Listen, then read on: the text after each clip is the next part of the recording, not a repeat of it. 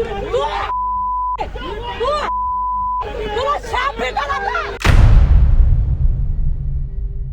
महिलेने थेट माजी केंद्रीय मंत्री भागवत कराड आणि मंत्री अतुल सावे यांना शिवीगाळ केल्याचा प्रकार काल छत्रपती संभाजीनगरमध्ये घडला।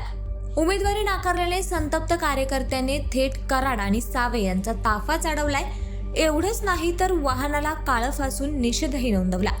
छत्रपती संभाजीनगरमध्ये कार्यकर्ते थेट नेत्यांविरोधात रस्त्यावर उतरल्याचं पाहायला मिळालं। सलग दुसऱ्या दिवशी भाजपच्या मध्यवर्ती प्रचार कार्यालयासमोर संतप्त कार्यकर्त्यांनी प्रचंड गोंधळ घालत वरिष्ठ नेत्यांविरोधात उघड नाराजी व्यक्त केली। या आंदोलनाला हिंसक वळण लागत असल्याचं चित्र दिसून येत आहे।